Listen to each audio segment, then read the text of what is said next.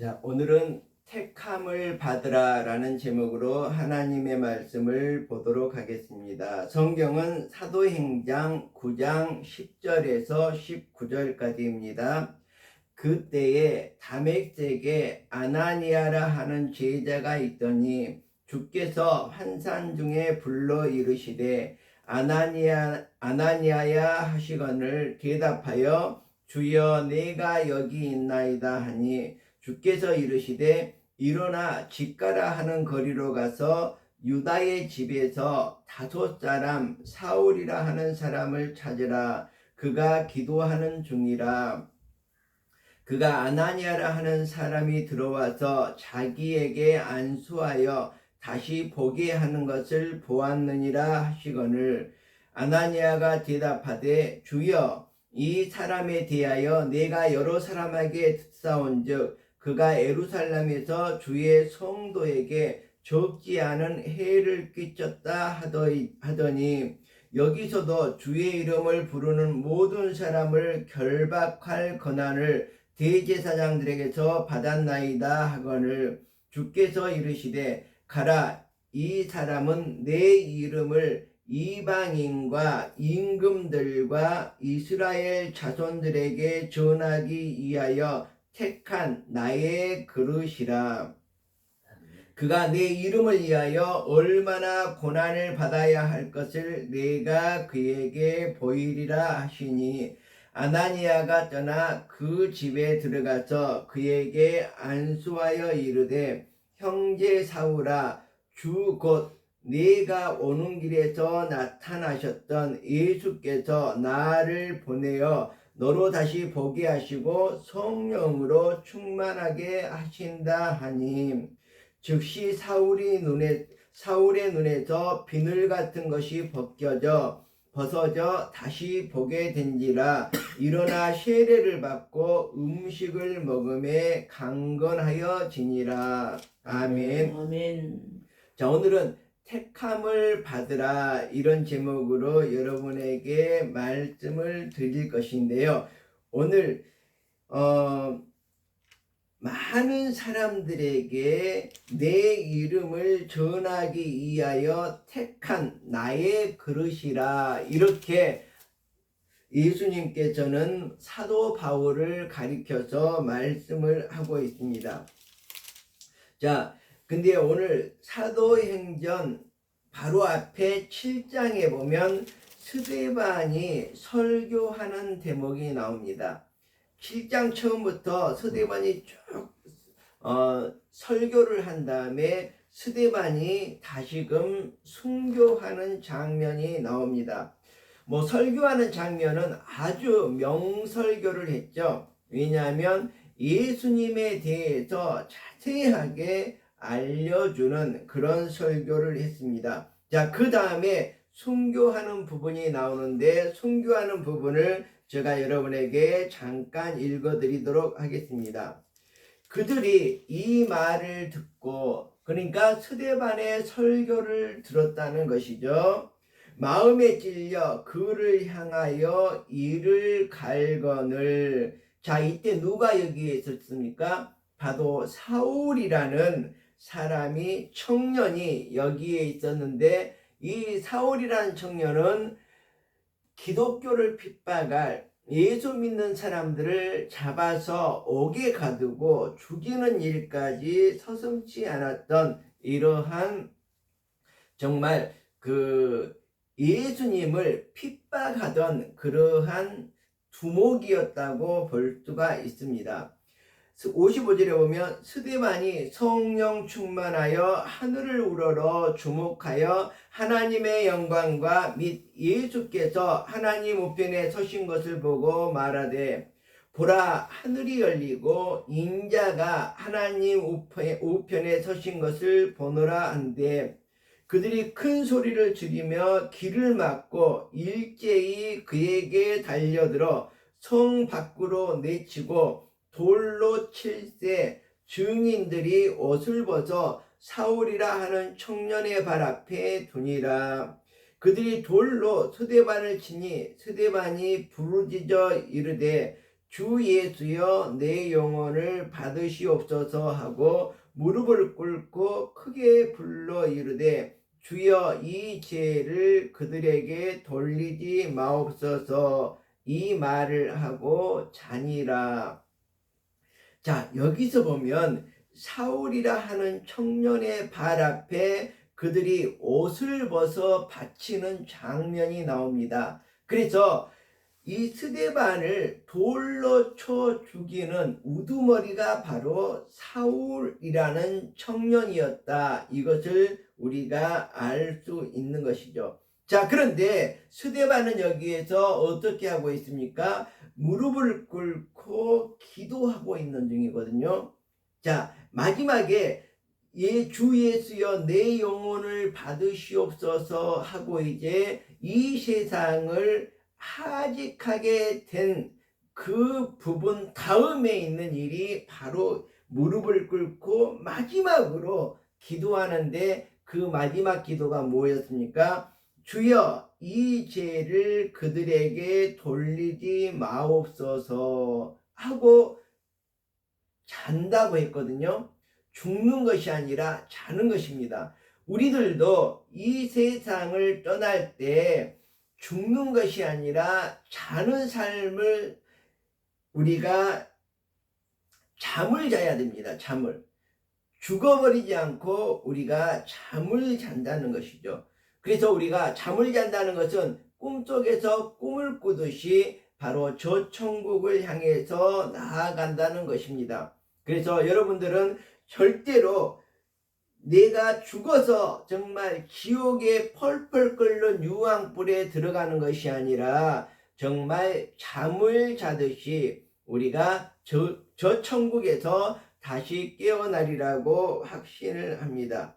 그래서 우리들은 정말로 죽는 것이 아닙니다. 왜 그러냐면 지옥으로 끌려가서 평생 동안 죽고자 하더라도 죽지 않고 불과 유황으로 펄펄 끓는 지옥에서 고통을 당하면서 살아갈 수밖에 없기 때문에 우리가 예수 그리스도를 스데반과 같이 믿고서 바로 저 천국에 우리가 죽더라도 죽은 것이 아니라 잠자는 것과 같이 저 천국을 향해서 정말 다시 깨어나야 될 것입니다. 저 천국의 소망을 두고 우리가 살아가야 된다는 것입니다. 자, 그런데 스데반의 이 마지막 기도, 주여 이 죄를 그들에게 돌리지 마옵소서, 이 마지막 죽어가면서 하는 이 기도가 바로 누구를 살렸다고 생각하냐 하면 저는 바로 사울이라고 하는 청년의 우두머리, 두목에게 예수를 핍박하는, 예수 믿는 사람을 이렇게 돌로 쳐서 죽이고 있는 그 우두머리를 하나님께서 용서하시는 그런 부분이 여기에서 연출되고 있다고 생각을 합니다. 정말 우리가 이 세상을 살아갈 때에 나에게 피해를 끼치고 나에게 해악을 끼치고 많은 어려움을 주는 그런 사람들이 있는데 우리가 그런 사람들이라도 우리가 그를 위해서 기도하고 그에게 죄를 돌리지 않도록 하나님께 요구를 하고 기도를 한다면 그 사람이 사도 바울처럼 회심을 하고 바로 하나님의 큰 일을 할 수 있는 그런 그릇이 될 수 있다는 것을 깨닫게 됩니다. 자, 오늘 본문 말씀에 택한 나의 그릇이라, 사울은 택한 나의 그릇이라고 그랬거든요. 사울은 종교적으로나 문화적으로나 지식적인 측면에서 아주 중요한 경력을 가지고 있습니다. 자, 그래서 이 사람은 어떻습니까? 헬라파 유대인입니다. 그리고 가말리엘 문화에서 공부한 사람입니다. 가말리엘이라는 그 시대의 최고의 학자 아래서 수학한 아주 똑똑한 사람이라고 봐야 됩니다. 그리고 바리새인입니다. 정통적으로 어떻게 보면 권세 있는 그런 집안에서 태어났다 이렇게 볼 수가 있습니다. 자, 이런 내역들을 바라볼 때 정말 특별히 이 사도 바울은 이렇게 기독교를 박해한 경력이 있습니다. 바로 스데반이라는 사람도 쳐 죽였지만 많은 예수 믿는 사람을 잡아다가 옥에 가둬서 박해한 사람입니다. 핍박한 사람입니다. 자, 그런데 이러한 것들을 하나님께서는, 예수님께서는 모두 정말 사울의 장점으로 여기었던 것입니다. 왜 그렇습니까? 예수 믿는 기독교를 핍박한 이 사울을 택해서 바울로 했을 때 어떻습니까?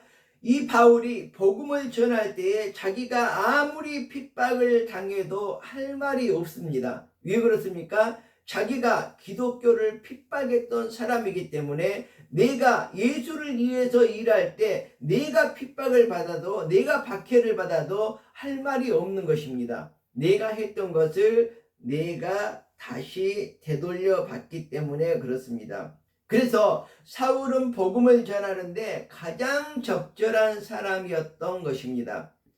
자, 이것이 누구 때문에 이렇게 용서함을 받고 기독교를 박해했던 이 사울의 모습이 용서함을 받고 다시금 전도자로, 사도행전의 주인공으로 이렇게 등장하게 되는 것은 바로 죽어가면서 마지막으로 기도했던 스데반의 기도, 무릎을 꿇고 크게 불러 하나님께 기도했던 그 기도 때문에 사울의 죄가 용서함을 받고 사울이 회심하는 계기가 되었던 것입니다. 주여, 이 죄를 그들에게 돌리지 마옵소서. 자, 이렇게 정말 사도 바울을 이렇게 예수 그리스도가 택하게 되었던 것입니다. 사울이라는 사람은 원래 예수 믿는 사람을 잡아 죽이려고 가는 길이었는데 그것이 바로 다메섹으로 가는 길이었죠. 자, 이때 어떻게 합니까? 하늘에서 커다란 광명이 비쳐서 사울의 눈을 멀게 해버립니다. 그리고 명령합니다. 나는 너가 핍박하는 예수다, 이렇게 하시면서 그냥 새 사람이 되었다고 하고 회심하라고 명령을 예수님께서 합니다. 이 사울이라는 사람은 스스로 뉘우쳤습니까? 아닙니다. 뉘우칠 시간도 없었고 뉘우치지도 않았습니다. 이것은 예수 그리스도께서 직권으로 회심하게 만들고 예수 그리스도께서 직권으로 회개하게 만든 케이스라고 볼 수가 있습니다. 스스로 뉘우친 흔적조차 없습니다. 바울은 회심한 일도 없습니다. 그렇지만 바울을 회심했던 바울이라고 모두가 얘기를 하고 있습니다. 왜 그렇습니까? 바로 예수 그리스도께서 직권으로 정말 이 사울이라는 사람을 바울로 변화를 시켰기 때문입니다. 자, 이렇게 회심을 한 사도 바울은 어떻게 됩니까? 내가 복음을 전하지 아니하면 나에게 화가 있을 것이다, 이렇게 말을 하고 있거든요. 그러면서 목숨을 아끼지 않고 예수 그리스도를 전파하기 위해서 노력하게 되죠. 자, 하나님께서 나를 붙드신 것은, 사도 바울을 붙드신 것은 절대로 거역할 수가 없습니다. 그대로 따라가야 될 것입니다. 우리들도 마찬가지입니다. 바로 하나님께서 우리들에게, 예수 그리스도께서 우리를 택하시고 우리를 선택하셨다면 우리들은 예수 그리스도께서 나를 붙드신 그 뜻대로 그대로 거역할 수 없이 걸어만 가야 된다는 것이죠. 사도 바울도 빌립보서 3장에서 이렇게 말을 하고 있습니다. 오직 내가 그리스도 예수께 잡힌 바 된 그것을 잡으려고 쫓아가노라. 사도 바울의 의지로서가 아니라 바로 예수 그리스도가 강권적으로 복음을 전할 수 있는 그런 분위기를 만들어 주시고, 바로 예수 그리스도께서 이끄는 대로 이렇게 예수의 복음을 전하기 위해서 정말 최선을 다하고 있는 이 바울의 모습을 사도행전에서 볼 수가 있고, 빌립보에게 보낸 편지에서도 우리가 볼 수가 있는 것입니다. 바로 예수 그리스도에게 이 사도 바울은 정말 붙잡힌 정말 그런 군인과 같은 그러한 사람입니다. 그래서 군인이라면 죽음을 눈앞에 보고도 공격 앞으로 하면 총알바지가 되더라도 앞으로 뛰어나가야 되는 것입니다. 바로 사울이 이 군인의 병사와 같이 그리스도의 병사가 되었다고 볼 수가 있습니다. 자, 오늘 본문에 보면 여기 복음을 담는 그릇이라고 이렇게 사도 바울을 표시를 하고 있습니다. 사도 바울은 이제 복음을 담는 귀중한 그릇으로 이렇게 쓰임을 받고 있습니다. 사도 바울이 말합니다. 집에는 금그릇과 은그릇, 질그릇 여러 가지 그릇들이 있는데 그 그릇들이 정말 소중하게 쓰여진다는 거거든요. 근데 소중하게 쓰여지려면 어떻게 해야 됩니까? 깨끗이 닦여져 있어야 된다는 것이죠. 그 속에 뭐 썩은 물질이 들어있다든지 지저분한 뭐 먼지가 묻어있다든지 그러면 그릇, 음식을 담는 그릇으로 쓰임을 받지 못합니다. 사도 바울은 바로 예수 그리스도로 말미암아 깨끗함을 받은 것이죠. 그래서 복음을 담는 그릇으로 쓰임을 받게 되었다, 이렇게 볼 수가 있습니다. 자, 그런데 오늘 본문에서 보면 아나니아를 예수님께서 부르고 있습니다. 우리들도 아나니아처럼 예수님께서 부르실 때 주여 내가 여기 있나이다, 내가 주님의 뜻대로 행하겠습니다, 이런 고백이 필요하다고 볼 수가 있습니다. 여러분들도 기도할 때에 아마 주님의 음성을 들으실 수 있을 것입니다. 그때에 어린 사무엘이 그랬듯이, 또 아나니아가 그랬듯이 주여 내가 여기 있나이다, 나를 보내소서, 나를 써 주시옵소서, 내가 뜻대로 행하겠습니다, 이렇게 우리들이 예수님께 화답해야 될 것입니다. 그래서 이 아나니아에게 다메섹으로 가라, 내가 행할 것을 이룰 자가 있느니라, 이렇게 하면서 예수님께서는 아나니아를 사울이라는 방금 이 사람에게로 보내게 됩니다. 근데 이 아나니아는 어떻게 말하고 있습니까?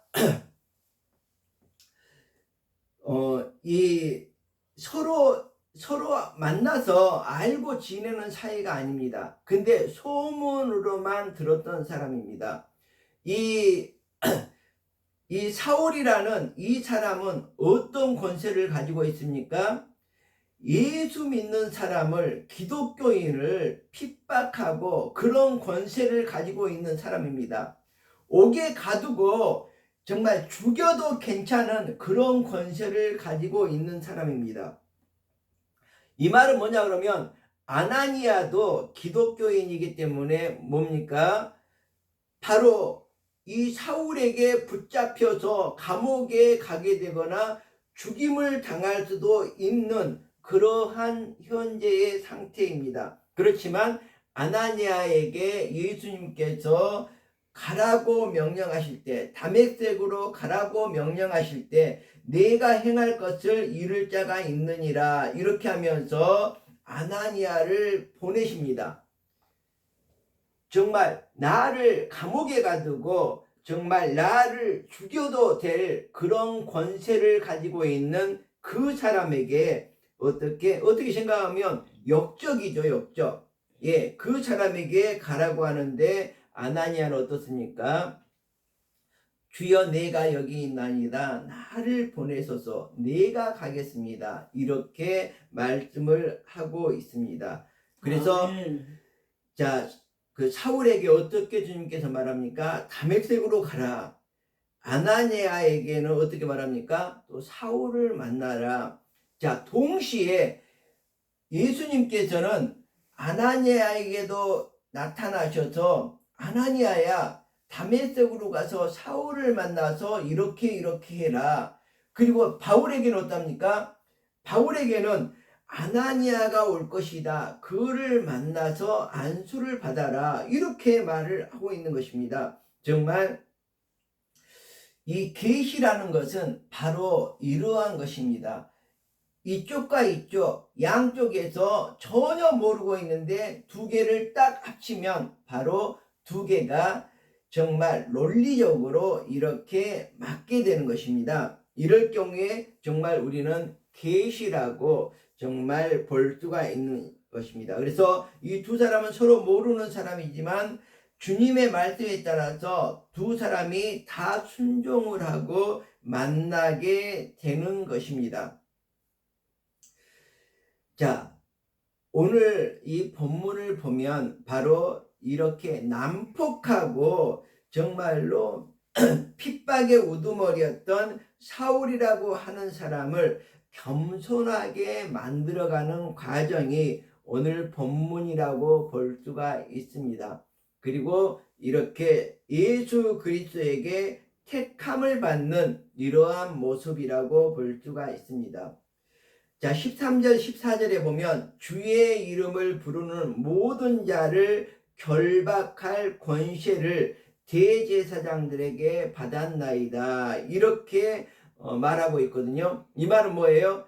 아나니아를 결박해서 감옥에 가두거나 죽임을 당해도 정말 그것은 대제사장들에게 받은 권세다. 이렇게 나를 죽일 수도 있습니다. 이렇게 말을 하고 있습니다.